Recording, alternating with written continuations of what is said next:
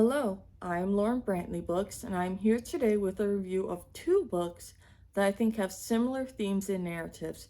These are two stories of wilderness survival in the face of great odds.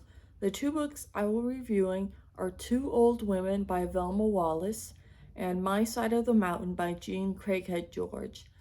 Two Old Women is a book by Athabascan author Velma Wallis. This 1993 book is based on a Greenwich legend about two old women surviving in the Yukon after being abandoned by their tribe.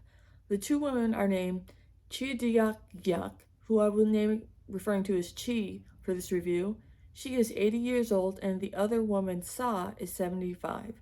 During a particularly harsh winter in the Yukon, the tribe decides that Chi and Sa will be left behind to die because they are seen as too old to keep up with the tribe, and there's so little food to spare that the tribe sees it as a waste to keep feeding these women.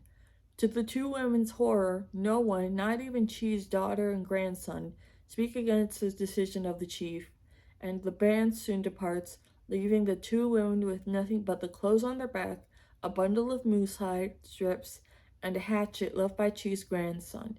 At first, the women are too shocked by this betrayal to do anything, but soon they get the courage to get up and try their best to survive alone. They pack their meager belongings on improvised sleds made from caribou hide and start off alone on the vast tundra. They decide to head to a fishing spot the tribe previously went to, hoping that it will provide for the women through the long and harsh winter. The first few days alone are harrowing, but the women begin to relearn survival skills such as setting snares for rabbits or how to catch birds. They make it to the fishing spot, but their struggle for survival is far from over. Two Old Women is the story of being courageous in the face of incredible odds. Before the abandonment, the two women often complained of aches and pains and used walking sticks to get around. Now the women have to reclaim their strength and get by without any aid. They find themselves becoming more competent and stronger as the winter rolls on, and the women make it through the first winter alone, healthy and strong. Meanwhile, their tribe is at a particularly rough member and has lost many members, mostly children. The chief regrets exiling the old women and sends runners to see if by some miracle the two women survived. Eventually, the runners find the old women, but the question is, can the two old women find it in themselves to forgive the tribe for their betrayal? I love this book. It's a simple tale of survival against the odds, and for some reason I tend to really gravitate towards those kind of stories. I love seeing the different things the old women make to survive and the descriptions of how they hunt. They make shelters and ward off predators and scavengers. The prose paints this depiction of a landscape that is both beautiful and harsh. You also get to know these women's backstories, and it adds to the depth of their characters. Overall, I recommend Two Old Women highly. It's a fairly short read. I read it in a single afternoon, but it's fast paced and has memorable characters. The second book I'd like to talk about today is My Side of the Mountain by Craighead George. This is the same author who wrote the Newbery winning and one of my personal favorite books, Julie of the Wolves. My Side of the Mountain actually won the silver medal for the Newbery in 1960. This book is over 60 years old, and yet it still holds up as a pretty good read. The plot of the story is 12-year-old Sam Grimbley runs away from his family in a cramped apartment in New York City.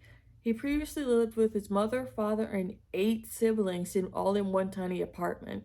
Sam runs away because he feels smothered and yearns for a life of adventure out in the wilderness.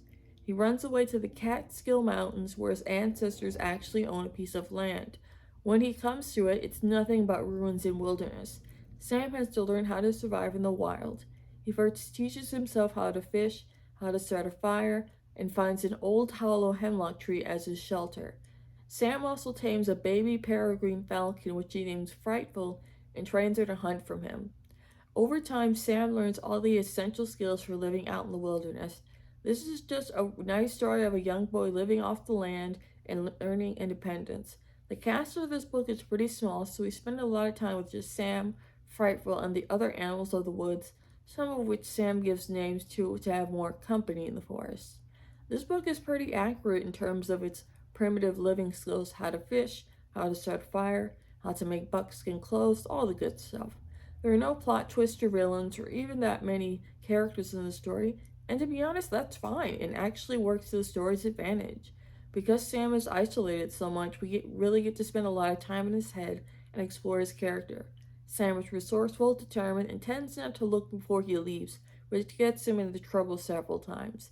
I also like the relationship between Sam and Frightful, though I hope this book doesn't inspire anyone to try and keep a falcon as a pet. In fact, there's a rumor that the publisher was afraid to publish this book at first because they feared it would inspire children to run away from home. I think kids can distinguish fantasy from reality enough to not do something like that.